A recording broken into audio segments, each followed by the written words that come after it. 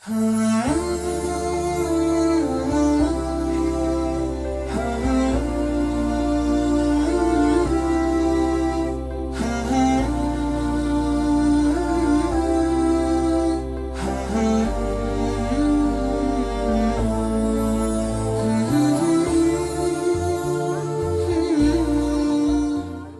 dashur teleshikues, selam aleikum. Si çdo natë gjatë këtij muaji të bekuar të Ramazanit, po takojmë edhe sonte për të shoqëruar me këtë emision të drejtë për drejtë pas iftarit. Tashmë me një tjetër takim të ri do të sjellim të tjera video lidhje për të bashkëduar për çështje dhe për tema të ndryshme dhe sigurisht do të kemi edhe materiale të tjera të ndryshme të cilat do t'i prezantojmë me kolegun Bujarisma. Vegim po takojmë në këtë natë, do të thosha në këtë natë që po shpresojmë të jetë nata e kadrit, të jetë natë e veçantë. Sigurisht tashmë jemi natën e 27. Ne shpresojmë që po e takojmë. U shpreh një banet të tek. Po, shpresa shumë e madhe, siç e tha dhe Hoxh Fatmi Latifa në emisionin Freski Ramazan, që po shpresojmë shumë që të jetë kjo natë. Sigurisht. Edhe urojmë që shikuesit të kenë pasur iftar të këndshëm, agjerim pranuar dhe të mobilizuar që kjo natë të jetë më pasuruar me vepra të mira. Ndërkohë sot, si zakonisht, do të kemi videolidhjen e parë ku do të trajtojmë një tematikë caktuar. Do ta kemi Hoxhën Enes Goga, me cilin do të flasim për një tematikë tjetër. Më pas do të jetë materiali që s'ka se si lidhet ndryshe vetëse me natën e kadrit, një reportazh. Më pas do të kontaktojmë edhe me një tjetër videolidhje me Hoxhën Xheladin Fazliu, i cili do të na tregon për aktivitetet e reja të shoqatës Bereqeti në kuadër të Bashkisë Islame. Si gjithherë do të mirpresim edhe shikuesit tanë që me cilët do të bashkë bisedojmë edhe në këtë emision, na tregojnë se si po kalojnë edhe gjatë këtyre ditëve të mbetura të Ramazanit. Nëse do të na telefonojnë, gjithsesi. Nëse do të na telefonojnë këtu apo në regji. Po, se ndoshta po hezitojnë na telefonojnë dhe më lehtë po bisedojnë prapa kamerave, po na tregojnë ato përshtypjet e tyre, por gjithsesi do të thonë gjatë këtyre ditëve kanë qenë të shpeshta telefonatat. Po, padyshim në regji. Sigurisht. Kemi tani Hoxhën Enes? Mirë, do të tentojmë të lidhemi me Hoxhën Enes Gogën nga Peja. Hoxh, selam aleikum, dëgjojmë. Wa aleikum salam wa rahmatullah. Hoxh, si po kaloni gjatë këtyre ditëve? Po, wallahi alhamdulillah. Jemi duke u kënaqur në këtë muaj të bekuar të Ramazanit. A jeni duke shijuar natën e kadrit? Iki shpejt ky muaj i bekuar i Ramazanit, ma shpejt se sa që e kemi pritur. Prandaj e lutim Allahun te barekuhu ve teala që ta ketë pranuar nga ne të gjitha adhurimet dhe ibadetet tona dhe urojmë që edhe këto pak ditë të mbetura nga ky muaj i bekuar i Ramazanit të shfrytëzojmë maksimalisht ashtu sikurse është i kënaqur Allahu me ne. Amin. Dhe nuk e di më dëgjuat Hoxh? Apo më dëgjon? Po dëgjohemi Hoxh? Si duket Hoxhës nuk po i. Edhe një herë Bujar. Apo dëgjohemi tash Hoxh apo? Tash po, tash po. Desha të di si po kaloni në natën e kadrit. Allahu Akbar, për mua sonte është nder i veçantë dhe fati imi që pata fatin sonte ta kem rendin, kështu po them, po shprehem, të jam musafiri juaj dhe nëpërmjet kamerës tuaj ti drejtohemi gjithë vëllezërve dhe motrave tona me lejoni juve, stafit tuaj, të gjithë atyre të cilët na përcjellin nëpërmjet ekraneve, t'ua bëjmë për hajër këtë natë të madhe. Shpresojmë që sonte është nata e madhe e kadrit, nga se shumë hoxhallar e kanë shpjeguar që në mënyrë specifike ne nuk mund të ngulim këmbë në atë formë se sonte është nata e kadrit, mirë po shpresa është jashtëzakonisht e madhe, nga të gjitha interpretimet, shpjegimet, komentet që i kanë dhënë studiusit islam, që nata e 27 e muajit të kadrit është nata më shpresdhënëse që ne mund të shpresojmë për natën e madhe të Kadrit. Dhe Me të hoxha, vërtet, a mund të ndjehet nata e Kadrit? po një prej atyre shpjegimeve të dietarëve islam thonë se besimtari e ndin dhe e përjeton këtë natë në shpirtin dhe në mendjen e tij, duke mos dash që të ngulim në ato sinjalizime, në ato shenja të cilat ne mund ta identifikojmë fjala vije sikur kanë ardhur në transmetime dhe tekste të vërteta që poezojmë ajo natë është një natë që as nuk është ftoft, as nuk është nxehtë, është një natë që është e qartë, ka mjegull, e ku ta di unë, mirë po shpresa jonë e madhe është që inshallah sonte e kemi natën e Kadrit. Me t'ju them të drejtën, sot në qytetin tim në Pej, edhe diku një orë para iftarit, do të thotë sikur unë në të gjitha lagjet ku unë pata rastin të eci dhe të kry ca obligime, sikur lexoja në fytyrat e njerëzve dhe në mënyrë figurative po e them, sikur dëgjoja prej lagjeve dhe rrugëve të qytetit tim se sonte është nata e Kadrit. Thash mos e ke dëgjuar aromën e hallëves. Po i pas ke lexuar pak më ndryshe, i ke shikuar njerëzit. Sigurisht se ndashta edhe aromat të tilla, mirë po vetë fakti që është një mobilizim jashtëzakonisht i madh prej gjithë besimtarëve tonë, gjithë andej vendit, gjithë andej Kosovës tonë. Prandaj edhe neve na mbetet që sonte të përkushtohemi, të mobilizohemi, ta lutim Allahun e Madhreshëm që të mos na privoj neve prej mirësive dhe begative të kësaj natë të bekuar, e cila është një natë edhe më e mirë se 1000 muaj.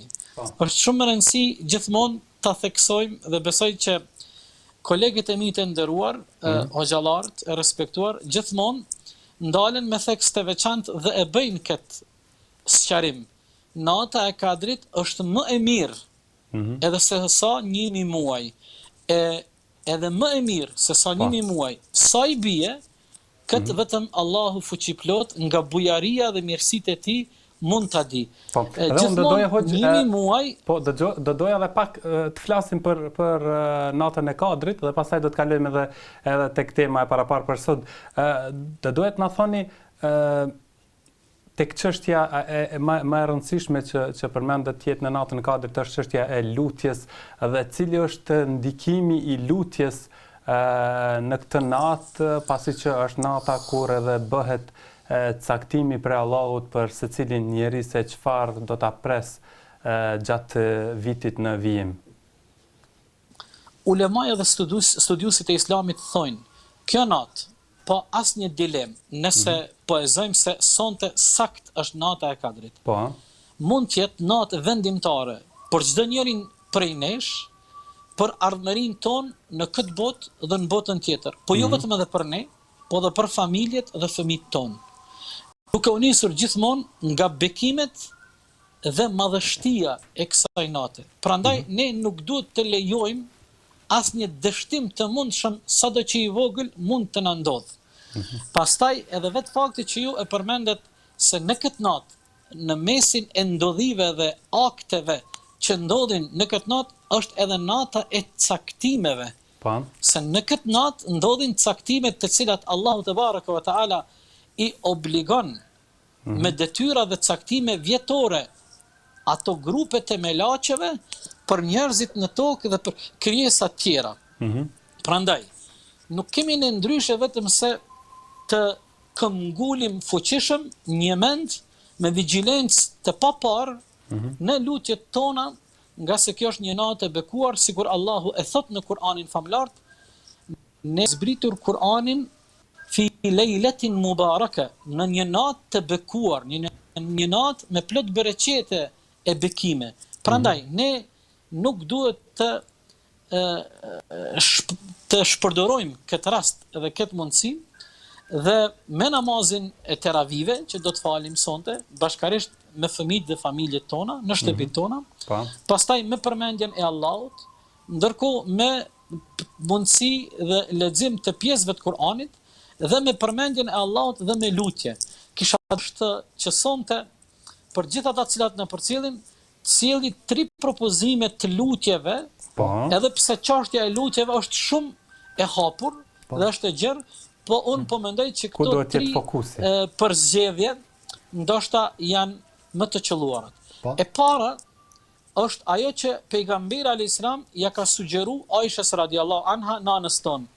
Allahumma innaka afuwun kerimun tuhibbul afwa fa'fu anni. O Zoti im, ti je falës, je bujar, fisnik, e don faljen, andaj më fal mua. Kjo le të jetë një lutje që ne do ta përsëritim në vazhdimsi.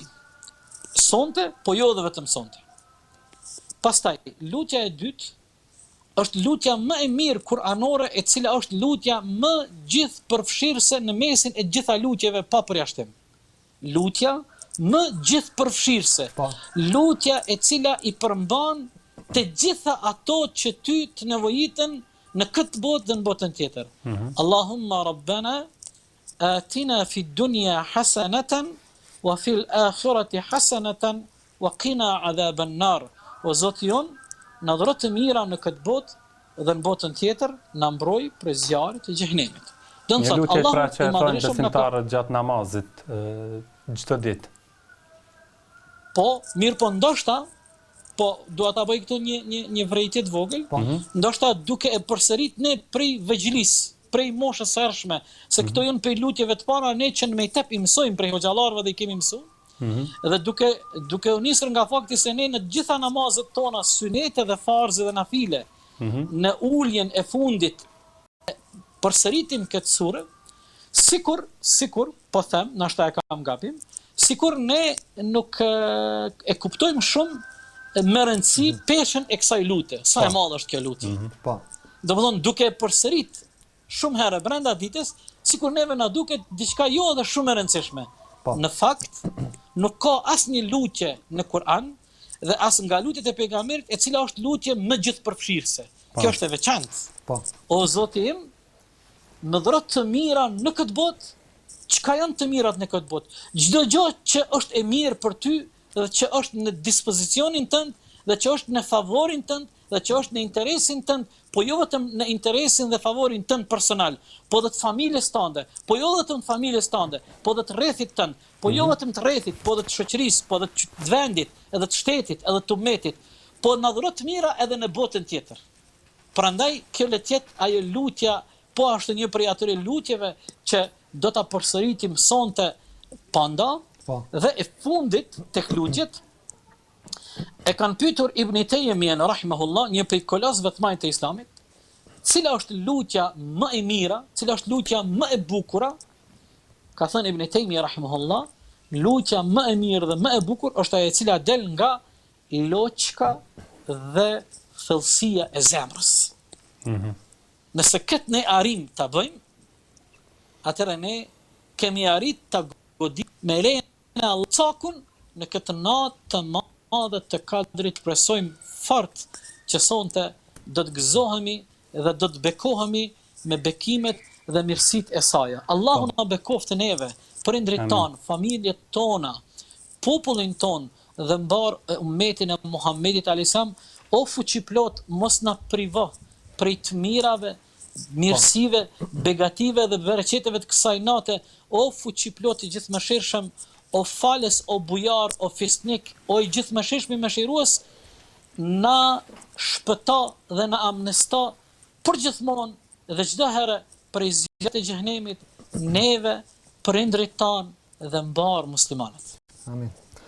Mirë, atëherë hoxh, pas këtyre porosive dhe duave që na këshilluat për t'i bërë gjatë natës, nëse e qëllojmë pra natën e kadrit, duke shpresuar që mund të jetë sonte, atëherë ne do të vazhdojmë të flasim për temën që kemi përzgjedhur, ajo është mos kujdesi ndaj gjuhës. Nga besimtari gjithsesi kërkohet që të ketë kujdes pra gjuhën e tij, por kjo kërkesa është specifike vetëm për Ramazan, duke pas parasysh ato këshilla se Allahu nuk ka nevojë vetëm për mos pijen dhe mos ushqimin ton, por që t'i lëm po ashtu edhe veprat e liga dhe fjalët e kota. A është një kërkesë specifike vetëm për Ramazan apo është shumë e përgjithshme edhe pas Ramazanit, pra gjatë gjithë kohës?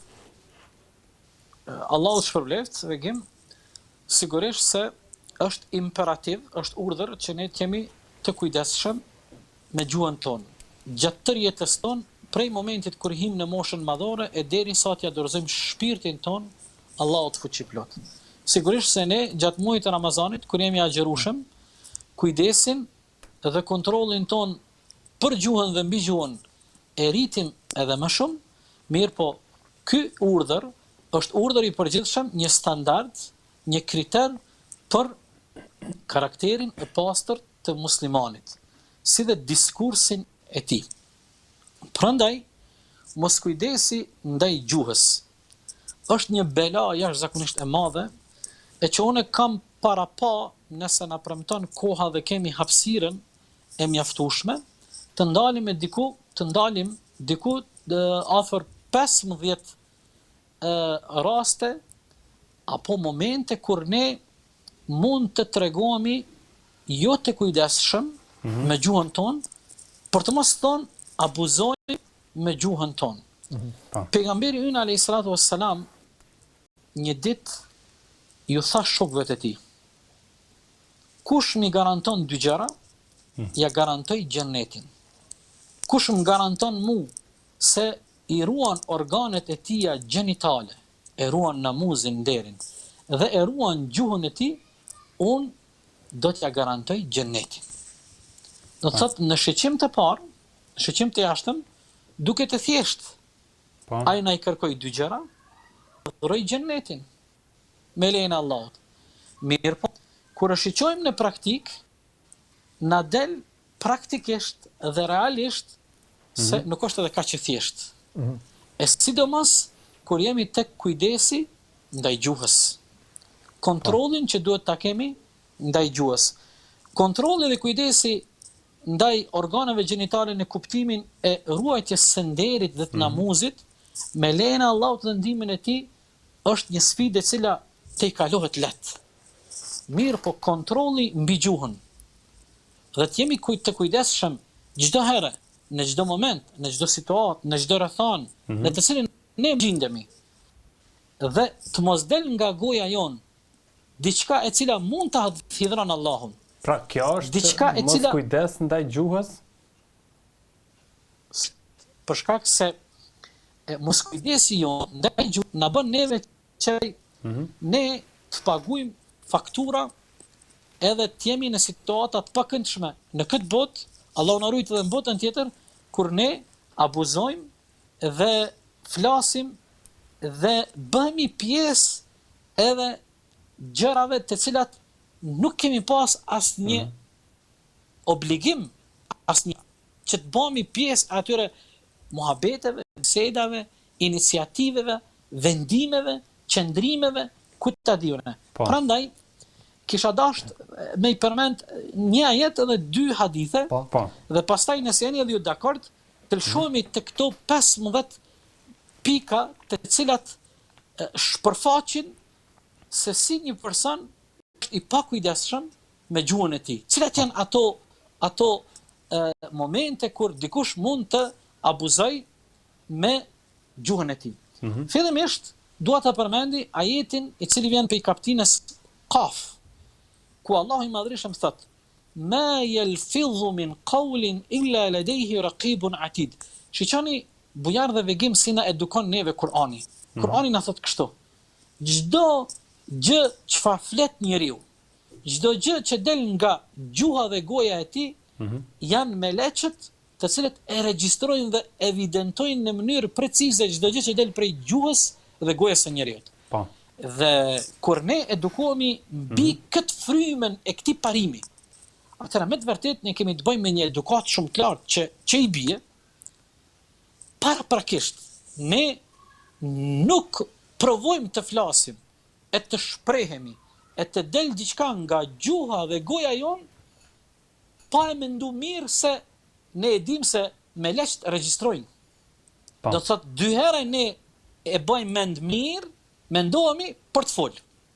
Po. Dhe do të kalojmë tani te hadithet hoq për kaluar tani tek ato 15 pika se më bëre kurreshtar, vërtet ti dëgjoj ato. Po. Hadithi është me të vërtetë është kërcënues. Është friksues ky hadith i pejgamberit alayhis salam. Thot Rasulullahi alayhis salam, ndodh që dikush nga ju flet një fjalë të vetme. Cilën fjalë as që ka mendu fare, çfarë po flet?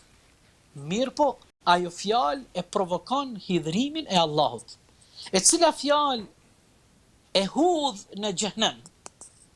Allahu na ruaj. Domethënë kjo është shumë e rrezikshme, prandaj mos kujdesi ndaj gjuhës është një fatkeqësi dhe një bela shumë e madhe. Me lejen e juaj, unë po filloj të ndalem tek ato momente, tek ato pika. E para, ashtu sikur unë i kam radhitur, është konsiderohet mos kujdes ndaj gjuhës kur dikush flet për diçka që atij nuk i takon.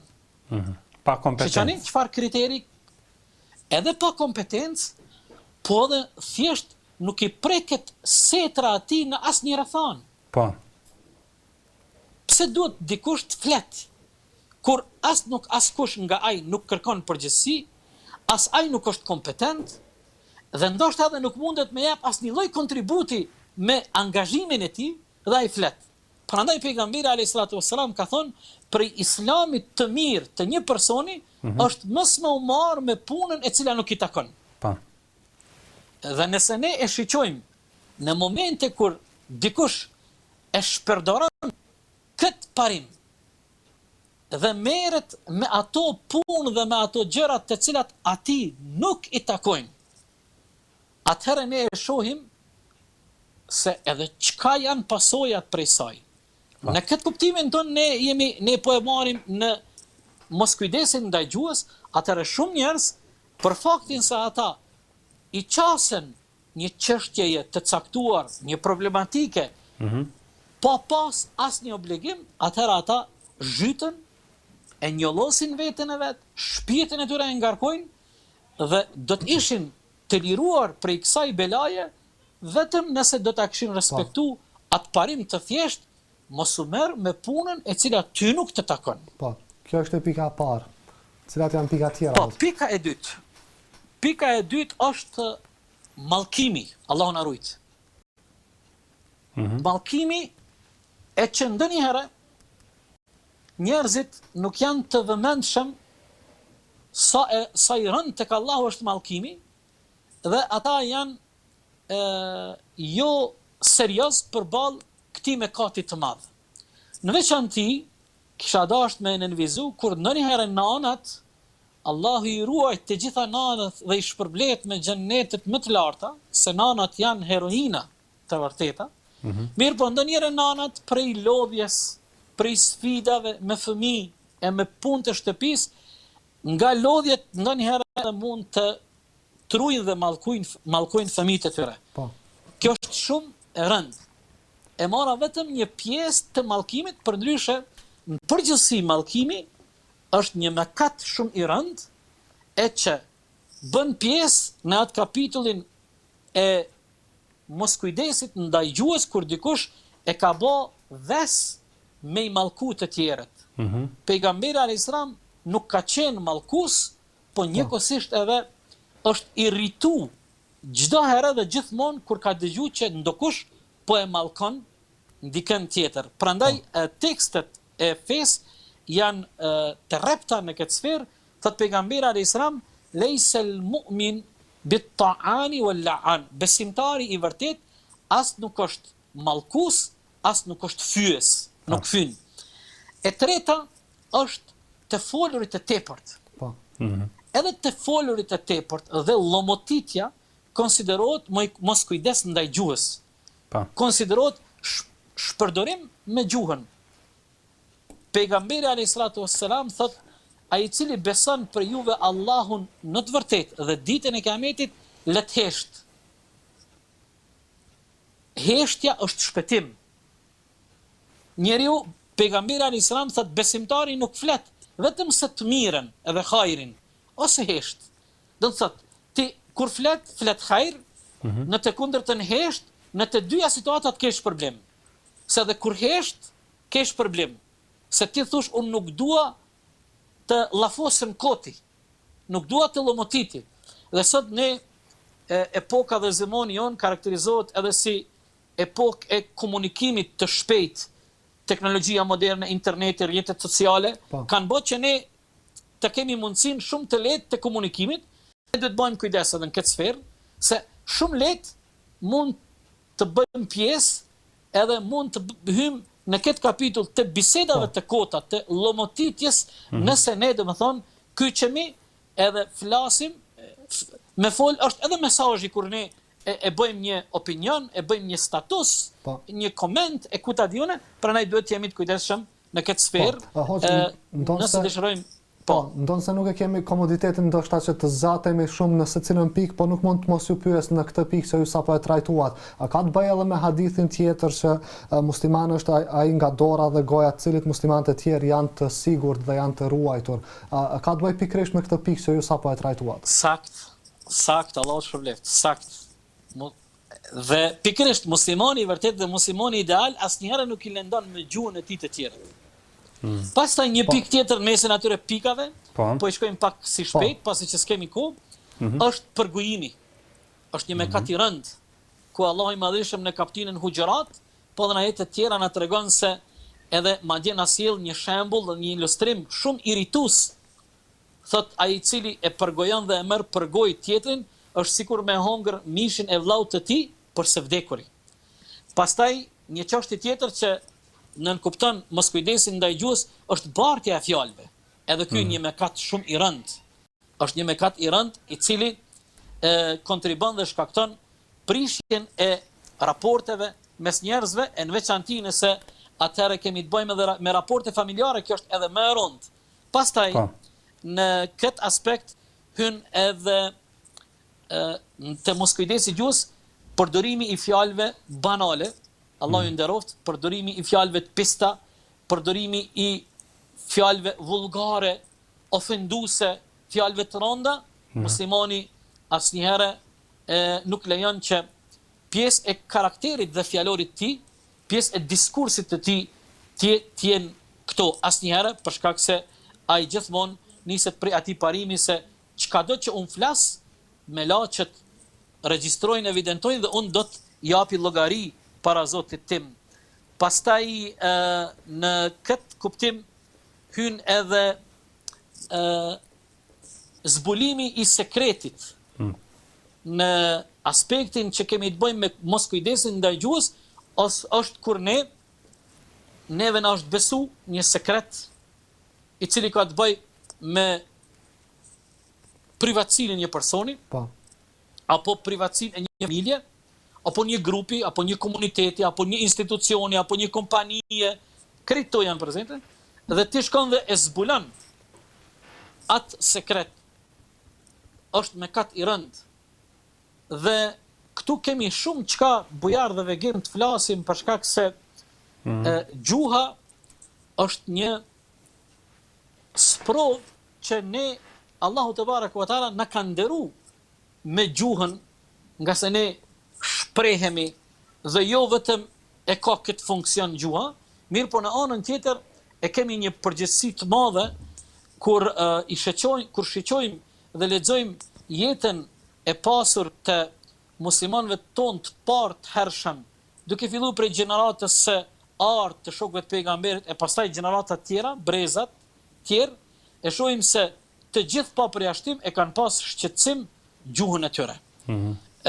Sikur i përmendon disa prej këtyre elementeve që shpërfaqet mos kujdesin ndaj gjuhës, nga se njeriu me gjuhën e tij edhe mund t'i humb shpërblimet e tija shumë vjeçare, Allah na rujt. Amen. Ibadetet e tija shumë vjeçare mundet me i humb, subhanallah, me një fjalë goje, Allah na rujt, e cila pastaj do ta mbaj peng njeriu, pasi të dal nga goja. Allah na rujt. Prandaj unë kam konsideru në bashkëpunim edhe me ju që kjo temë ka qenë jashtëzakonisht e rëndësishme t'i qasemi, duke u nisur se agjerimi i Ramazanit dhe agjerimi si ibadet neve për 30 ditë na stërvit që ne të kemi një kontroll të shtuar mbi veten tonë, mbi gjuhën tonë, dhe e kam përmend edhe në një prej emisioneve në fillim të Ramazanit, edhe disciplinat të caktuara Po. konsiderojnë se për me largu një ves të shëmtuar, mjafton një trajtim një mujorsh që ne të lirohemi prej atyre veseve. Dhe kjo jo në ndonjë formë speciale, hoxha, apo jo? Pra, të kujdesim me fjalë, jo për fjalë jo, të kotat që të mos i themi, pra jo në një formë speciale, por thjesht gjatë ditës duke u kujdesur që ta ruajmë vlerën e agjerimit ton, pastaj largohemi prej këtyre fjalëve dhe në fund dalim me një shprehim më pak, por shumë të keqe. Edhe shumë profitabile për ne në këtë botë dhe në botën tjetër. Po. Nuk e di, am lejohet, kisha dasht me përmend edhe një. Patjetër. Po. Se tash nuk është kjo më e rëndësishme, po konsideroj që gjeneratat e reja kanë nevojë 33-at, dua ta theksoj fjalorin dhe shprehjet që sot 33-at i përdorin karshi prindërve të tyre. Është shumë më rëndësi edhe kjo. Sigurisht. Wallahi është shumë më rëndësi. Se sot në kohën tonë dhe në zamonin tonë, sikur brezat e reja e kanë një raport shumë të afërt me prindrit e tyre. Dhe kjo nuk është e keqe nëse ata e kanë këtë raport dhe e kanë zgjedhur këtë formë të komunikimit dhe të raportit mes tyre për të ndërtuar një jetë të suksesshme. Mirë po, ndonjëherë faktet në teren tregojnë se shprehjet dhe fjalori që fëmijët sot, gjeneratat e reja, i përdorin me prindrit e tyre, janë shumë lënduese. Pra nuk janë të kujdesshëm. Dërsa ne e dim se Allah na rujt, nuk janë të kujdesshëm për një kërkesë, për një çështje shumë të rëndomtë, por mos më thonë për diçka banale, fëmiu i drejtohet nanës apo babës së tij me një fjalor që nuk duhet me përdor me askënd as në rrugë. E lërë me prind. Bujar dhe vegim. Ju e dini, Islami jon ka standarde shumë të larta. Kërkon prej neve që ne kemi më të mirët. Prandaj edhe ne duhet bujar dhe vegim. Ju e dini, Islami jon Islami ka standarde shumë të larta. Kërkon prej neve që ne kemi më të mirët. Kemi shkëputje të shkurtër. Po, do ta rikthejmë sërish hoxhën në transmetim për të vazhduar bisedën edhe më tej lidhur me këto tematika të cilat i ka përmendur që në fakt janë se cilat temë në vete. Sigurisht janë 15 pika që do të mund të ishin sigurisht 15 ligjërata për secilën ka detaja as të shumta prej cilave duhet të kemi kujdes në raport me gjuhën tonë, me mos kujdesin tonë ndaj gjuhës dhe gjitha ato pra ne ndoshta mund të ndeshemi me to, mund të sa shumë rreziqe mund të dalin nga gjuha vetëm me një fjalë. Sigurisht edhe kjo është si një degzim, pra është ndoshta vetëm një deg, por që ka shumë gjethe, degzohet shumë nga ajo deg, ka shumë degzime dhe padyshim kanë të bëjnë me një pikë të vetme, por që ka lloje të ndryshme të mos kujdesit ndaj gjuhës, të cilat pastaj nga të cilat edhe mund të absojmë, siç hoxha potencoi hadithet, që një fjalë vetme mund të na kushtoj shumë dhe ato porositë të cilat po dhe tashmë kemi hoxhën sërish. E rikthejmë hoxhën në transmetim për të vazhduar aty ku e lam po hoxh për një çast të shkputëm. Po, patëm një shkputje. Ishim duke e analizu dhe duke e qojt dertin e gjeneratave të reja fjalorit të tyre me prindër. Në raport me prindrit e tyre. Me të vërtet është e dhimbshme. Unë edhe njerë dua të potencoj. Islami jonë, mësimet e Kur'anit famlar, të Rasulit ton a.s. na kanë vendosur standarde shumë të larta.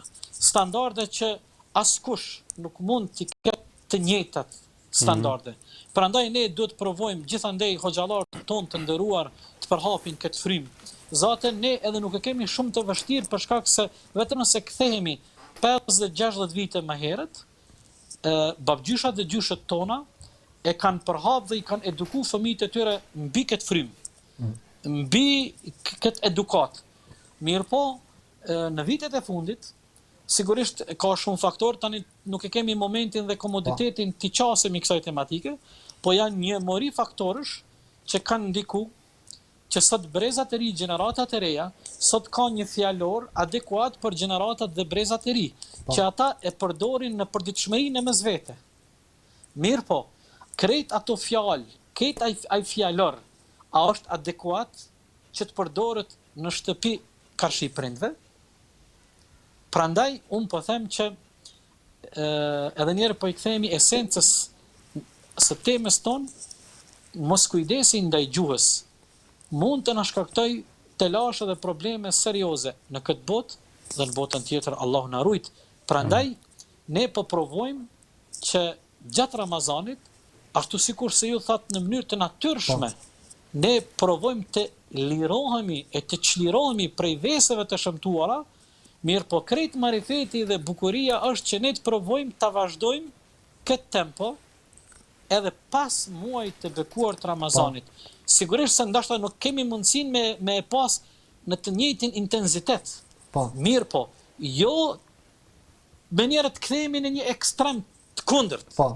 Domthon të mundohemi ta kemi një tempo dhe pikërisht ju e dini që kur kanë folur dietarët e Islamit për atë njeriu se si ka mundësi njeriu ta dinë se a ju ka pranu agjerimi gjatë Ramazanit kur përfundon Ramazani, kanë përmend një prej atyre praktikave, ilustrim praktik, thonë çdo kush mund ta dinë me një provë të thjeshtë nga se ai e peshon veten. Si ka hyrë Ramazan dhe si doli prej Ramazanit. Nëse ka hyrë Ramazan në një gjendje dhe ka dalë pas Ramazanit në një gjendje më të mirë, atëherë kjo është një argument edhe një sinjal shpresëdhënës.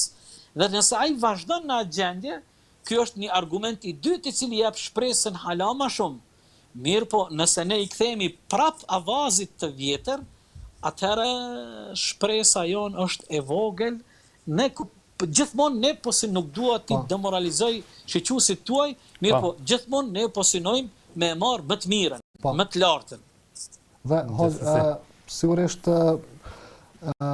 duhet kemi pra kujdes që ta lidhur me gjuhën tonë, sepse fjalën e zotrojmë ndoshta derisa nuk e kemi thënë, dhe në momentin që e themi mund ta lëndojmë dikë. Pa marrë parasysh ndoshta edhe mund na fal, ndoshta mund të pendohemi dhe të kërkojmë falje, të falemi për gabimin që kemi bërë ndaj dikujt, por ajo gjurma, ajo shenja do të mbetet. Edhe nëse dikush na fal, gjithmonë do ta ketë atë drojën se e kemi lënduar një, nuk do ta harroj asnjëherë. Pra për këtë arsye ndoshta duhet të kemi kujdes me fjalët tona, apo jo? Ma kujtova një fjalë të urtë arabe, thotë plagët e gjuhës nuk shërohen për dallim prej plagës së shpatës. E bukur. Jashtëzakonshme. Prandaj të gjitha këto që i tham së bashku, të gjitha këto naftojnë për një vetdije dhe një vigjilencë të shtuar, për një kontroll dhe një kujdes edhe më të madh çdo njeri nga ne në mënyrë individuale. E keni pa ndonjëherë sigurisht edhe ju ka ndodhur që në shoqëri në një rreth 4-5 shok duke pi kafe, ndodh që ndonjëherë edhe mund të thojë apo e them të dehej në muhabete, dhe ndoshta asnjëri nga ne nuk është i këndellur, sikur të gjithë zhytemi në gaflet. Dhe me vetdijen tonë zhytemi në gjëra të pahishme, qofshin përgojime, tallje, kutadiune.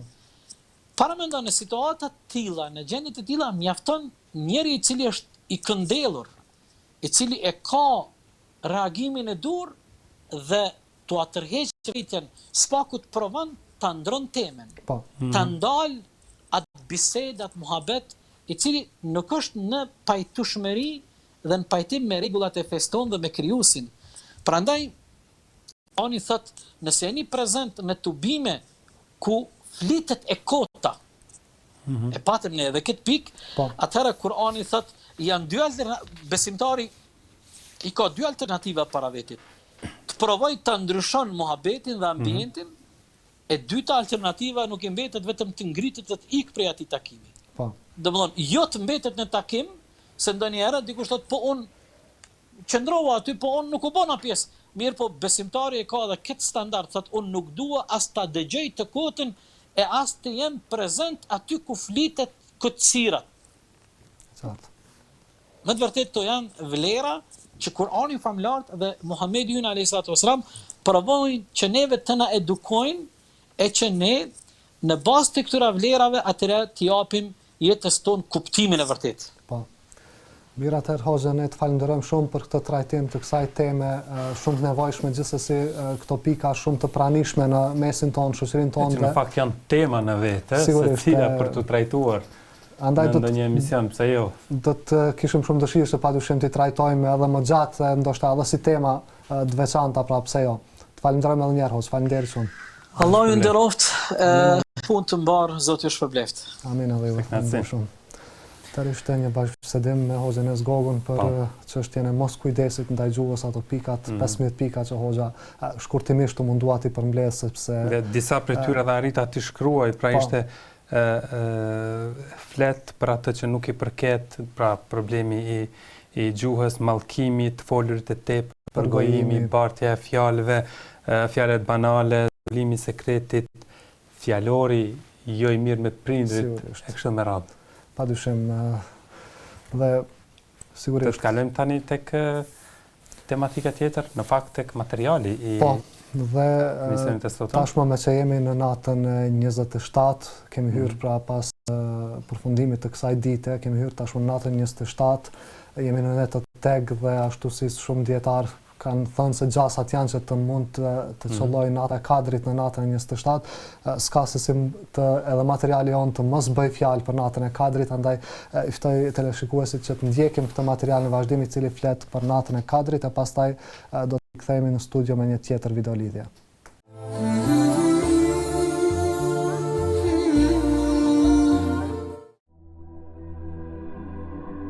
Nata e Kadrit. Nata e Kadrit është një ndër natët e bekuara të muajit Ramazan, e cila gjendet në 10 ditëshin e fundit të tij. Kurani famlar dhe thënjet profetike tregojnë për rëndësinë dhe vlerat e mëdha që përmban kjo natë. Kurani ka një sure të veçantë e cila mban këtë emër dhe përshkruan me hollësi veçoritë e saj. Me emrin e Allahut të gjithëmëshirshmit, mëshirbërësit. Ne kemi zbritur Kuranin në natën e Kadrit. E ç'të bëri ty të dish se ç'është nata e Kadrit? Nata e Kadrit është më e mirë se 1000 muaj. Me lejen e Zotit të tyre në atë natë të zbresin angjëj dhe shpirti Gjibrili për secilën çështje. Ajo që përcakton Zoti është paqe deri në agim të mëngjesit. Surja El Kadr, ajetet 1-5.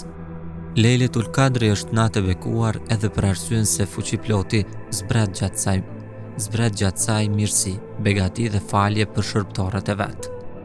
Një hadith profetik tregon se kur afrohet Lejletul Kadri, Allahu i Madhreshëm e urdhëron Gjibrilin alayhis salam të zbres në tokë, i shoqëruar me një tuf melekësh me një flamur të gjelbër.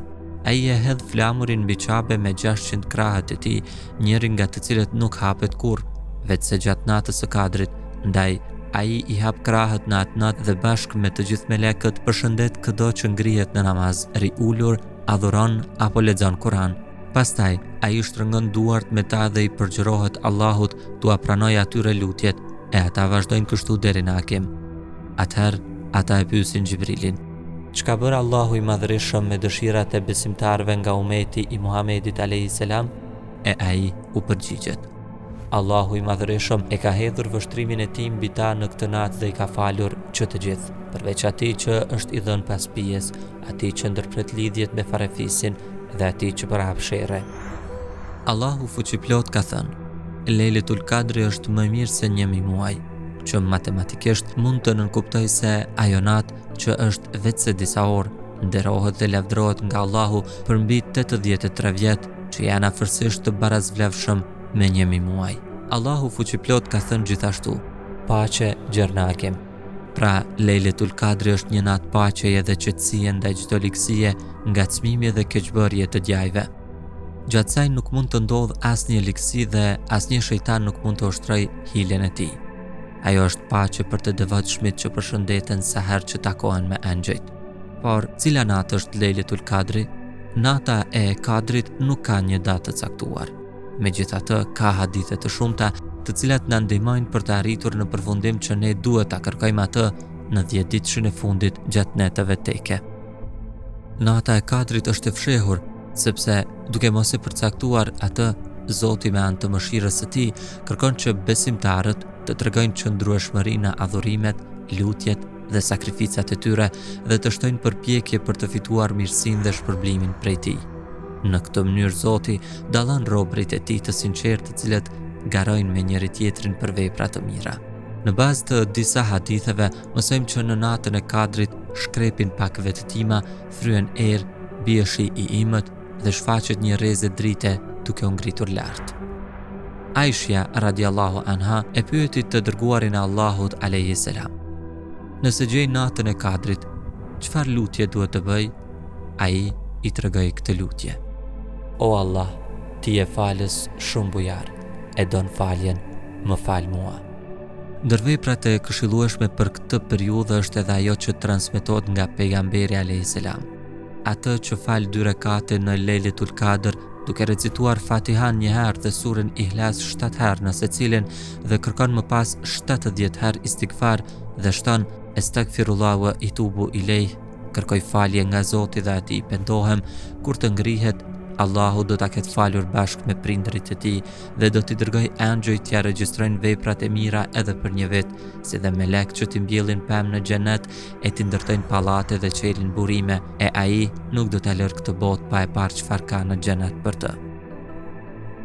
Pejgamberi alayhis salam ka thënë: "Ai që falet natën e Kadrit me besim të plotë dhe llogarit në shpërblimin, do t'i falen atij mëkatet e mëparshme."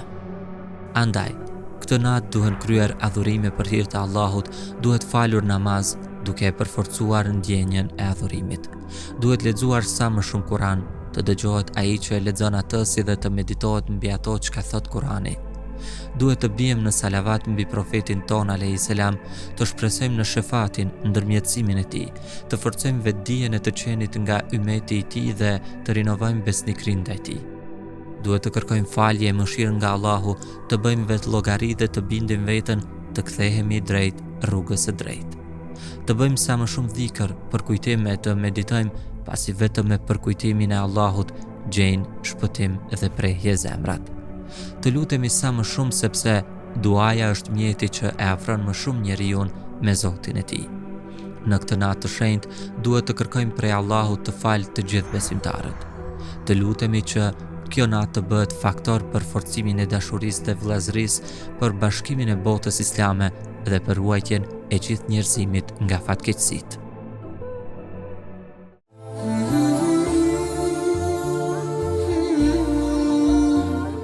Jemi rikthyer të dashur miq për të vazhduar edhe më tej emisionin pas iftarit. Është koha që edhe më tej ju mirpresim edhe juve që na telefononi, na tregoni se si po kaloni, sidomos në këtë ditë të fundit të Ramazanit. Ndërkohë ne do të kemi një tjetër video lidhje, do të flasim me Hoxhën Xheladin Fazliu nga shoqata Bereqeti. Nëse kemi tashmë do ta inkuadrojmë më një herë për të bashkëbiseduar me të, apo se duket Hoxha ende nuk është inkuadruar, do ta presim që ta kemi edhe atë në këtë video lidhje dhe për të bashkëbiseduar të na tregoj për aktivitetet e shoqatës Bereqeti që kanë qenë mjaft aktiv, por unë nuk dua ti shpalosi do ta presim padyshim Hoxhën që na tregoj ekskluzivisht sepse kemi pasur në fillim të Ramazanit na ka treguar paksa se cilat janë ato aktivitetet. Ka qenë një kampanjë që pa të filluar qysh para Ramazanit, sofra e Ramazanit. Ishin disa prej aktivitetet që Hoxha na pa tregu se do t'i bëjnë gjatë Ramazanit, por se do të ketë edhe aktivitete të tjera, ndaj do të kemi pasur qëllim që të realizojmë edhe një tjetër video lidhje me Hoxhën në mënyrë që të na tregoj për ato projekte tjera që kanë pasur në plan t'i bëjnë dhe sigurisht për të na treguar projekte që kanë qenë, do të thotë duke u realizuar se si kanë shkuar, andaj do ta mirpresim këtë video lidhje me Hoxhën. Dhe në anën tjetër krahas Bereqetit që është duke vepruar vazhdimisht në dobi të qytetarëve, sidomos të kategorive të cilët janë në nevojë, në anën tjetër edhe Bashkia Islame është duke mirëpritur sadakatul fitrat dhe zekatin për të vazhduar tutje këtë rrugtim që po e bën vazhdimisht për mirëqenien fetare të qytetarëve tanë. Do të flasim edhe për këtë projekt të vazhdueshëm siç e bën çdo vit Bashkia Islame dhe për shumë prej atyre qytetarëve që shpesh janë përballë pikpyetjes se ku mund t'i dorëzojnë këto obligimet që vinë në fund të muajit të Ramazanit, pra sadakatul fitrat, është një derë e hapur gjithmonë se ku mund t'i orientojnë ato, siç janë edhe secila xhami, nëse nuk gaboj, secila xhami është, secili imam është në dispozicion të mirëpres qytetarët për të dorëzuar sadakatul fitrin. E vërtet, gjatë këtyre ditëve, veçanërisht në 10 shën e fundit, por në natën ndoshta para natës së Kadrit dhe deri në fund të Ramazanit, deri në natën e Fitr Bajramit, besimtarët vërshojnë zakonisht xhamit për të dhënë sadakatul fitrat dhe për të dhënë zeqatin, qoftë për të ndihmuar të varfrit përmes shoqatës bereqeti, pra janë mundësi që edhe të ndihmohen të varfrit, por në anën tjetër përmes sadakatul fitrave dhe përmes zeqatit sigurisht mirëmbahen edhe institucionet e Bashkisë Islame, të gjitha kuadrat, të gjithë hoxhallarët që sigurisht kanë kontribut jashtëzakonshëm shoqërinë tonë, padyshim kanë qenë kuadro të medresesë së mesme Alaudin, qoftë në Prishtinë, në Xhilana apo Prizren, dhe këto padyshim këto mjete janë për të mirëmbajtur, pra duke qenë Bashkia Islame nuk financohet nga shteti, andaj sigurisht janë besimtarët ata cilët e mbajnë Bashkinë Islame me kontributet e tyre, me zeqatin e tyre, me sadakan e tyre që padyshim shkon në dobi të njerëzve, në dobi të nxënësve të dijes që janë qoftë në medrese, në fakultetin e studimeve islame, për të rritur kontributin në shoqëri, për të prodhuar kuadro të tjera, padyshim. Presim që të na inkuadrohet hoxha me cilin zakonisht bëjmë bisedë të këndshme. Sigurisht. Sa herë kemi në video lidhje qoftë apo edhe në emisione tjera që kishim edhe drejt për drejt. Sigurisht hoxha është shumë i bashkëpunues, është jashtëzakonisht bashkëpunues në atë aspektin se sa herë kemi pasur nevojë për të trajtuar tema që kanë të bëjnë me solidaritetin. Bereqeti pra gjithmonë ka qenë aty, andaj edhe hoxha gjithmonë ka qenë i gatshëm për të qenë pjesë e emisioneve, qoftë jashtë Ramazanit, qoftë në Ramazan, dhe padyshim kanë aktivitet shumëta, pra ka shumë çka për të biseduar, për të diskutuar, dhe me që jemi duke diskutuar vetëm për çështjen e solidaritetit.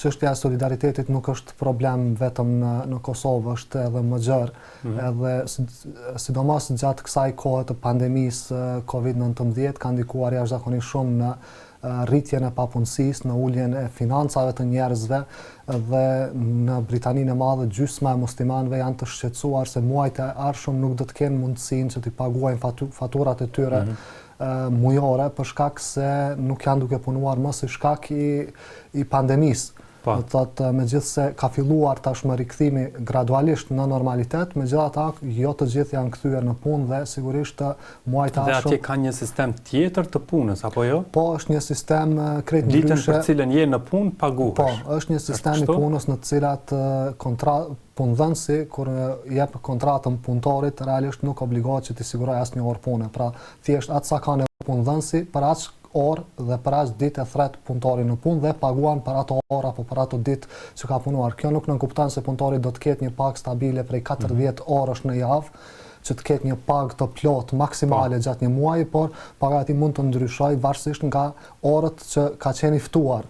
Nuk do të thotë se të gjithë e kanë ashtu, se të gjithë punojnë dikush 5 orë, dikush 10, dikush 20, por punëdhënësit e kanë këtë liri, pra në Britaninë e Madhe që t'i ftojnë punëtorët sa herë që ka nevojë. Dikush e ka pagën stabile, ndoshta e merr maksimumin e orëve dhe të pagesës, dikush nuk e merr, e merr gjysmën apo, por si rrjedhoj i pagesës në bazë të numrit të orëve dhe si rrjedhoj e mos punës gjatë kohës së pandemisë COVID-19, shumë qytetarë kanë mbetur pa të ardhura dhe nuk kanë pasur mundësinë t'i paguajnë faturat mujore. Andaj kjo ka qenë një shqetësim për gjithë qytetarët e Britanisë, veçanërisht për komunitetin musliman, që është në numër mjaft të madh në Britaninë e Madhe, dhe duke pas parasysh të gjendje ekonomike, këtë krizë ekonomike që është shkaktuar në gjithë botën, ka pasur 2 organizata humanitare që janë të njohura në gjithë botën për ndihmat e tyre, të cilat kanë ndarë 150.000 fund të ndihmë për besimtarët që nuk kanë punuar, që kanë pasur krizë, qoftë duke u ndihmuar me pako ushqimore, qoftë me veshmbathje, qoftë me para për të paguar borxhet e tyre, për të paguar faturat e tyre, sepse po nuk patën para për të paguar faturat, ata do të detyrohen të lëshojnë.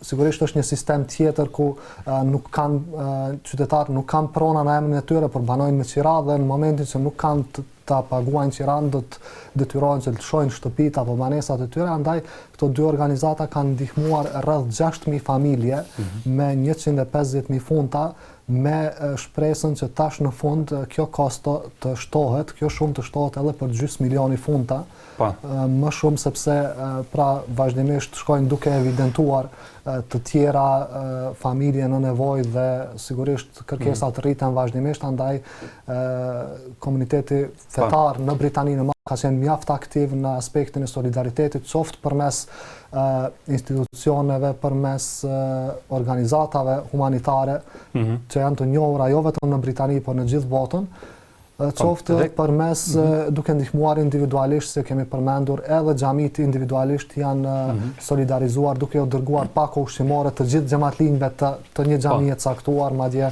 edhe literaturë dhe letra për të parat moralin për të mbjellë një pozitivitet për të ati kaluar këtë krizë të COVID-19 dhe sigurisht gjitha këto aktivitete kanë qenë të pasqyruara mjaft mirë, janë përcjellur përmes rrjeteve sociale, kemi pasur mundësi të përcjellim, sigurisht besimtarët janë aktiv në gjithë botën me solidaritet. Dhe të doja këtu të përmendi një detaj kur flasim për bamirësinë, me që sot po shpresojmë të jetë nata e madhe, nata e Kadrit, kur flitet për bamirësinë dhe hoxhallarët vazhdimisht e kanë përmendur çështjen e bamirësisë, po dhe veprave të ndryshme në kuadër të kësaj edhe sadakan dhe sa e dobishme do të ishte sikur njerëzit të arrijnë të bëjnë kombinime të adhurimeve ndër tjera edhe të japin sadaka, të ndihmojnë dikë në sipas mundësive që kanë dhe paramendove Gjim të konsiderohet sikur se 83 vite me radhë po e bën një sadaka. Pra, sikur se 83 vite, mbi 1000 muaj, po e bën një veprim, pra kështu llogaritet tek Allahu, andaj se cili duhet ta kemi parasysh edhe këtë pjesë, çështja e bamirësisë. Prandaj edhe besimtarët tanë edhe në vendin tonë e kanë marrë këtë mesazh si shumë të fuqishëm, prandaj edhe secili sikur bën nxiton që sadakatul fitrin ta përfundojë në natën e Kadrit, edhe pse ka kohë edhe më tej, por dëshiron që brenda kësaj nate të provokojë gjithë ato mirësi që sjell nata e Kadrit. Krahas kësaj edhe adhurime të tjera pra që i bën. Sigurisht kjo natë pra që është më e mirë se 1000 muaj, nuk është vetëm në atë aspektin e adhurimeve që besimtari të bëj namaz nate, të lexoj Kur'an, të bëj lutje të ndryshme që Allahu t'i përgjigjet nevojave të atij besimtari dhe të llogaritet për këto vepra për 83 vite, për 1000 muaj, por atë që e përmende edhe ti në aspektin që po ashtu do t'i llogaritet edhe sadakaja, apo edhe këshilla e mirë, apo çfarëdo vepre që bën gjatë kësaj dite dhe gjatë kësaj nate do t'i shënohet. Sigurisht nëse shpresojmë që të jetë kjo natë sontemja.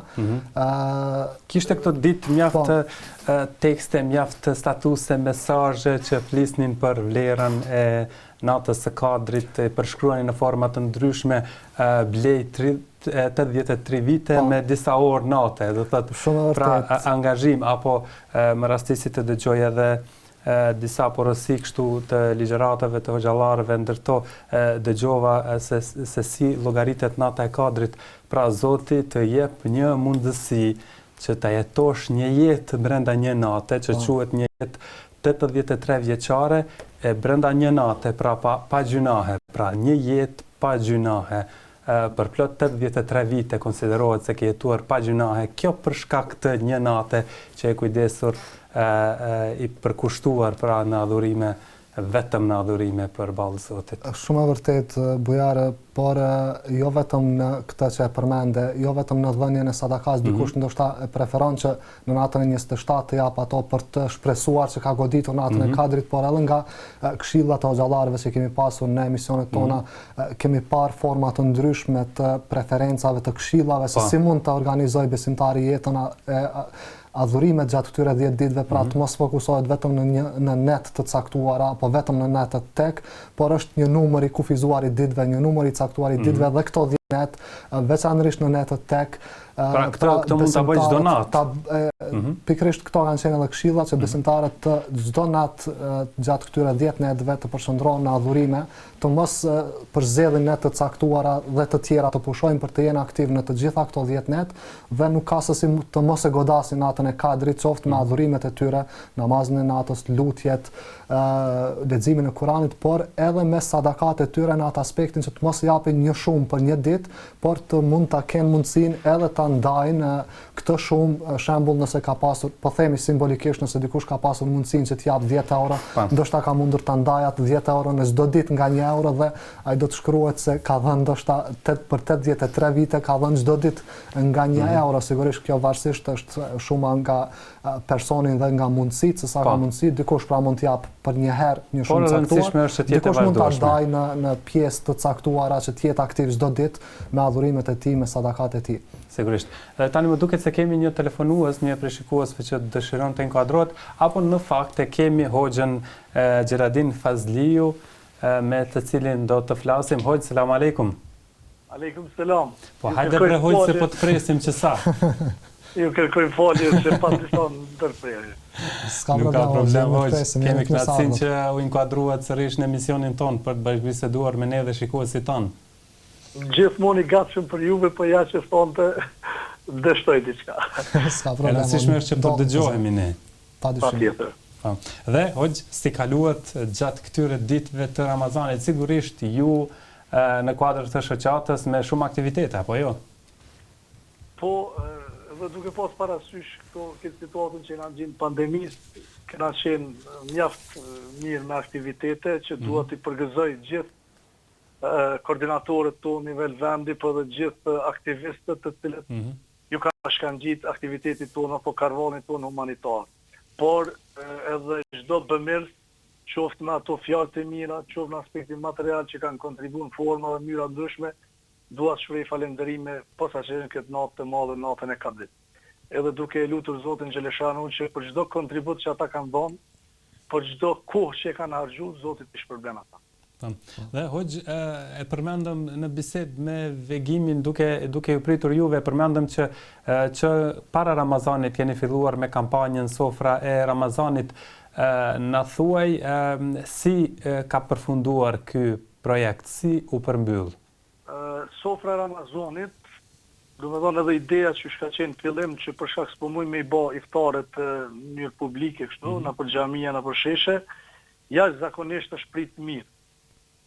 Vetëm sot do du me ndo këtë gzim me juve, një lloj mbështetje që na ka ardhur, vetëm një prej bëmirësve tonë, prej besimtarëve tonë, prej njerëzve tonë, prej biznesit tonë, ka fol 1.000 pako, dhe që nga nesër, që nga mëngjesi, fillojmë ti përgatitim 1.000 pako që vetëm një biznesmen, një besimtar i Kosovës, na ka porositur që ne ti përgatitim 1.000 pako, që t'jenë për këtë ditë, sidomos për sofrën e Bajramit të jetë sofra e nevojtarit të mbushur. Kështu që këtë aktivitet apo në këtë aksion që kena pas ne, kena pas të kyçur edhe mërgatën, pra njerëz edhe duke pas parasysh që edhe ata kanë pas problemet e tyre të mos qëndrimit për xhamia dhe faljen ato tubimet që i bojnë, mirë po jenë organizuar në forma në mënyrat ndryshme edhe kanë përkrah këtë aksionin tonë. Pra në gjitha tepët e Kosovës, gjitha fshatrat e Kosovës edhe ato më të larta në vendet rurale, ka prek aksioni jonë, ka prek në sofrën atij i cili ka nevojë. Po, edhe dini parafërsisht shifrën e pakove sa janë shpërndar deri më tani? Në kuadër të projektit Sofra e Ramazanit. E kemi thonë edhe në fillim që synimi edhe i Miftijut, ku e kemi nisë aksionin ka qenë që t'jenë 10.000 pako. Po. Mirë po, falë Zotit, falë atyre të cilët e kanë kuptu, por edhe kanë përkrahur në aspekte ndryshme, kanë rrinë mbi 20.000 pako, do të thonë vetëm në mbrellën e aksionit Sofra e Ramazanit. Pra është dyfishuar ajo që keni pritur jo. Është dyfishuar dhe po presim edhe këto 3-4 ditë deri të dielën që ende të ketë ndihma, ka pas edhe ndihma tjera, mirë po, vetëm në mbrellën e sofrës e Ramazanit, pra e ka tejkalu numrin 20. Dhe jemi shumë të kënaqur, edhe shpresojmë që ky aktivitet të jetë tradicional, edhe të jetë në praktik, do me thonë të gjitha komunat e Kosovës, edhe të jetë, do me thonë, ta kemë mendjet tona që para se me ardhe Ramazani, s'faku të mendojmë për të varfërit edhe të jemi afër tyre edhe me këtë iniciativë apo me këtë gjindemi apo nuk gjindemi në situata të tjera, inshallah, shumë të mira dhe të mira, por ta vazhdojmë këtë aktivitet, jemi të kemi për qëllim dhe ta lëmë si tradicional. E kena nisë në kohë të fatkeqësisë, po nëse guzojna me thonë kohë në pandemisë, ne po shpresojmë të jetë tradicional ky aktivitet. Po, sigurisht. Dhe krahas këtij aktiviteti Sofra Ramazan, cilat janë aktivitetet tjera me të cilat po merreni? Po, do të përgatitemi tash edhe për Bajram, do të ketë edhe dhurata për fëmijë, do të ketë edhe pako ekstra për festën e Bajramit, se e dim që do shta gjatë iftarit edhe syfyrit janë disa ushqime të cilat janë ma, nëse themin ma të preferueshme, tash sofra e Bajramit i ka dhe specifika tjera, tu që po mendojmë që të përshtatim edhe natyres së festës të Bajramit, edhe jena të përgatitë edhe pako enkas të cilat shkojnë për Bajram. Qoftë mbëlsira, po qoftë edhe dhurata për fëmijë. E në të dhuratat për fëmijë nuk janë vetëm ushqimore, por janë edhe veshmëmbajtje të reja, të cilat na i kanë ofru shumë butike, që dua t'i falenderoj shumë butike në të vendit tonë, të cilat janë afër neve gjatë gjithë vitit kur kemi nevojë në sezonat ndryshme, qoftë edhe atje kur janë të hapura shkollat që na i vizitojmë sidomos në vendet rurale, por qoftë edhe afër festave, domethënë na ofrohen butiket ndryshme nga bizneset tona kosovare, si që kemi në Fushë Kosovë, disa biznese të tregu me shumit, pastaj edhe janë teksume edhe disa butiket të cilat veprojnë në qytetin e Rahovetit, ata që disa vite na mbështesin me rroba të reja, sidomos për festën e Fitër Bajramit edhe Kurban Bajramit. Po. Mirë, pra nuk ka vetëm një solidarizim të individëve, të besimtarëve individualisht, por ka edhe një rrjet biznesesh që angazhohen për të dalë në ndihmë nevojtarëve. Dhe kjo padyshim është gjë e mirë sigurisht. Ne sa keni mujtë edhe me përcjell aktivitetet tona, na po mundohemi ta bëjmë një lloj vetëdijstimi të masa që secili të jetë humanitar, secili të jetë aq ta ka, domethënë edhe Zoti Gjeleshanu edhe në aspektin fetar nuk kërkon çka ti nuk ke mundësi. Kështu që secili ka mundësi diçka të kontribon, edhe kjo është edhe ajo thirrja jonë. Kështu që bizneset ka një vetëdijsim, ndoshta thonë të bizneset, edhe vrehet te ata të cilët janë edhe më besimtarë, të cilët e shohin që prej pasurisë së tyre, prej mallit që e kanë nëse japin, Zoti Gjeleshanu vetëm ja shumë fishon e kurse s'tim ja paku ato, sepse i shtohen në anët tjera bereqetet prej Zotit Gjeleshanu, dhe kështu që edhe si vjetë, dhe me thonë, jo që na kanë ikur ato biznese që i kena pasur më herët, po vetëm është shtu lista e bizneseve të cilat janë afër aktiviteteve tona dhe janë afër komunitetit ato ku na preferojmë që gjitha ato bizneset të cilat japin diçka, ose ata donator eventual të cilat janë në një komunë, na bashkërisht me koordinatorin tonë dhe me imamet e atij rajoni ose atij qyteti apo komune, ato ndihmat i shpërndajmë, që ashtu kena vepruar edhe me pakon e sofrës të Ramazanit, në atë komunë, në atë komunitet, vetëm të bëhet një lloj koordinimi qoftë me institucionet komunale, qoftë me ato shtabet emergjente dhe ndihmat të mbesin në atë komunën ku donatori i jep. Po, shumë bukur. Dhe ajo e bën der edhe donatorit që kujdeset për fshiun e vet për ata të cilët ndoshta te bizneset ku ke fjala janë myshteri të tjera, e ti edhe në këtë rast edhe po i ndihmon, po edhe po i përkrah një aspekt, po edhe të sheh vet donatori se ku e ka dërgu mallin apo edhe aspektin material ku ka ndihmë. Po, dhe hoxh, tashmë Bashkësia Islame e Kosovës është duke mirëpritur sadakatul fitrin dhe zekatet nga besimtarët. Sa do të ndikoj kjo në ecjen tuaj përpara me shoqatën bereqeti gjithashtu dhe për të dalë edhe më shumë në ndihmë nevojtarëve? Po, gjitha ato ndihma që hynë në gjyrë llogarinë ose në konten e bashkisë islame, normal na jem pjesë e bashkisë islame, Po, dhe bashkia islame neve na ndihmon si shoqat bereqeti gjatë gjithë vitit. po. Domethënë na kemi edhe disa argjime të cilat i bojmë, qoftë me automjetet tona që lëvizin dhe jena non-stop në lëvizje në përgjithë Kosovës, dhe çdo kërkesë ose çdo kërkesë që kemi na i drejtohemi njëherë institucionit tonë Bashkisë Islame, Po. dhe kjo nuk ka munguar asnjëherë, qoftë edhe në sofrën e Ramazanit me atë buxhetin modest që ka pas Bashkia Islame, na ka ndihmuar. Kishte filluar me ftyrë i pare, apo jo?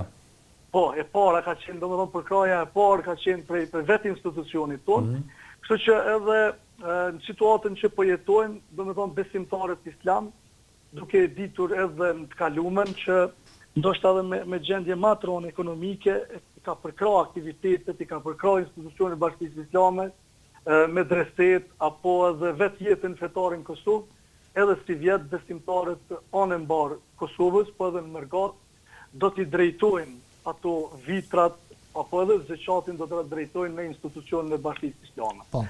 Është thonë edhe prej njerëzve ma kompetent për këtë temë, mirë po unë vetëm si një hoxh i ri dhe si një hoxh ndoshta me një uri jo for gjona, vetëm dua ta ngrej një çështje. Kur një besimtar në familjen e tina don ta tërheqë zeqatin ose don ta jep vitrin, duhet ta mendojë një stan që ata e bën por me kry një obligim fetar. E tash edhe prej fetvave të reja, domethënë jo të reja, po edhe të kalumen, i takon një institucioni fetar, një institucioni i cili kujdeset për jetën fetare. Në këtë rast, në Bashkia Islame e Kosovës e ka atë autoritet, edhe e ka atë kompetencë që ta menaxhoj, që është mas mjeti, mas pari, edhe ata njerëz të cilët janë brenda atu, kanë frikë Zotin Gjeleshanu edhe e orientojnë ato ku duhet, por edhe çdo besimtari nuk i ndalohet asnjëherë, e kanë thonë edhe krerët e Bashkisë Islame, për çdo cent, qoftë të kurbanët, qoftë të vitrat, qoftë të zeqati, mujnë me ditë mënyrë të saktë se ku ka shku vitra e tyre. Po. Domethënë është kjo e drejtë të cilën mujnë me pas çdo besimtar në anën e mbar Kosovës, po edhe në Mërgat. Pra, gjithçka Çdo stan transparente. regjistrohet, çdo stan ruhet, edhe çdo stan mundohet të menaxhohet ashtu siç është mas mjeti, pari duke e ditur mbikëqyrjen e Allahut Xheleshanu, po normal edhe duke i respektuar rregullat edhe njerëzore, edhe ato të cilat i kemi edhe na mbikëqyrësit tonë. Po, hoxha përmendet se janë pritshmëritë tuaja në sofrën e Ramazanit kanë qenë 10.000 pako dhe është dyfishuar kanë te kaluar 20.000 dhe se keni donator të shumt që me shumë vullnet, me shumë dëshirë kontribojnë.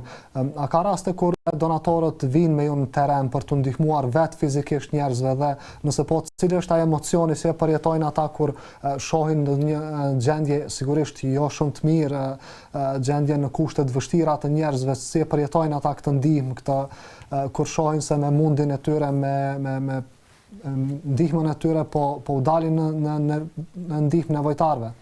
Fuqia jonë ma e madhe dhe kryesorja gjatë gjithë aktivitetit tonë, jo vetëm në Ramazan, jo vetëm gjatë pandemisë, po dhe jashtë pandemisë që janë imam të nderuar për territorin e Kosovës. Dhe unë këtë e potencoj edhe një herit, domethënë i falenderoj ata, të cilët ditë as natë nuk pritojnë.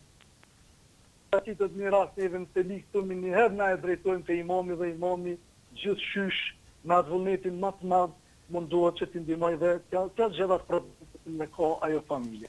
Kështu që hapi parë se kategoria e parë janë imam, të cilët na kanë ndihmuar shumë, por me kry na me respekt edhe me dignitet edhe me nder punën e humanitetit. Pastaj edhe një pjesë madhe studentët e Fakultetit Studimeve Islame. Përparësia ka qenë që edhe ata domethënë janë pushim edhe nuk janë duke zhvilluar mësimet, kështu që ajo ka qenë për neve në përsi. Pastaj edhe disa nxënës të medresës Salaudin, por si heri, domethënë në sofrën e Ramazanit kena pas edhe aktivistë të shkollave, të mesme, të cilat në çdo komunë janë ofruar. Ka pas edhe prej tyre që kanë ofruar, domethënë njerëz edhe biznesë të cilët kanë ofruar edhe mjete motorike, edhe gjithat e kena pas një arsenal të madh të njerëzve të cilët e kanë pas të vetmin qëllim që t'ju ndihmojmë nevojtarëve. Po. Kështu që jemi shumë të kënaqur edhe po na lindin shumë ideja që të bëjmë që ta bëjmë një lloj klime të humanitetit brenda popullit tonë, të na niset edhe populli me punën e humanitetit, po ta bëjmë një humanitet më të organizuar dhe më të mirë. Po. Zër Hoxh, të falenderit shumë për këtë inkuadrim dhe për këto detajet të tjera, këto informacione të tjera që na i solle lidhur me solidaritetin që po e bën populli ynë karshi bashkë qytetarëve tanë të cilët janë në nevojë. Faleminderit shumë për këtë inkuadrim. Faleminderit Njeros. Ju falenderoj edhe juve, domethënë edhe televizioni ju ka qenë në shërbim për kauzet tonë gjatë këtij Ramazanit dhe gjatë kësaj pandemie. Dua t'ju falenderoj pra edhe në emër të shoqatës Bereqetit dhe gjithë atyre koordinatorëve dhe aktivistëve, të cilët disa edhe i keni pasur edhe në studio atu, që edhe ju keni dhënë atë kontributin që shtam fillim, secili në atë kondin e vet. Sigurisht. Nuk po dojmë na me vë figurë të humanitetit në Kosovë, nuk po dojmë me vë X personin yll të humanitetit, po dojmë që të gjithë nga pak edhe sa kemi mundësi, mas pari me kënaq Zotin Gjeleshanu, por edhe mos me lanë me vujt as jetimin as nevojtarin në vendin tonë. Faleminderit shumë edhe një herë Hoxh. Zoti ju shpërbleft. Ishte pra Hoxh Xheladin Fazliu nga shoqata Bereqeti, i cili na njoftoi për gjithë këto aktivitete. Në fakt unë po prisja që do të thotë diçka mbi 10.000 pak. Po, mirë, jo, po 20.000 pak. Dhe akoma atë mos i përmbyllur aktivitetit, duke pritur pra që te i kaloj akoma më shumë ato pritshmëritë. Jo vetëm të ndalet me numrin 20.000 që padyshim ndoshta besimtarët gjithmonë janë afër njëri tjetrit me solidaritet për të ndihmuar njëri tjetrin, por ndoshta ka ndikuar edhe kjo sigurisht gjendja e pandemisë COVID-19 që njerëzit jenë akoma më solidarë që edhe nëse nuk mund të jenë vetë fizikisht për të shkuar për të ndihmuar një nevojtar, të paktën kanë pasur të mundësi përmes organizatave të ndryshme siç është Bereqeti. Dhe kjo është shumë e mirë, sepse jo secili ta realizojë një projekt. Kjo sigurisht ka qenë lehtësim për shumë besimtarë cilët kanë dashur të kontribojnë, të ndihmojnë, por nuk kanë pasur mundësi se si dhe mundësinë e kanë pasur pra sepse ka pra shoqata të cilat sikurse është Bereqeti që e bëjnë këtë punë për besimtarët. Sigurisht. Dhe ne kështu arritëm në fund të këtij emisioni, apo jo?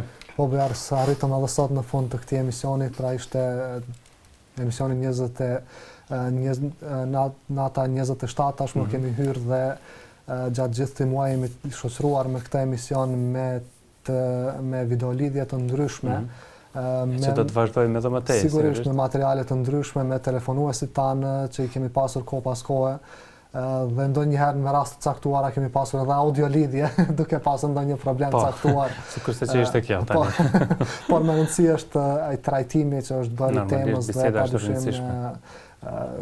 kemi pasur mundësi të shpalosim shumë çka nga aktivitete ndryshme që janë bërë gjatë këtij muaji të bekuar të Ramazanit.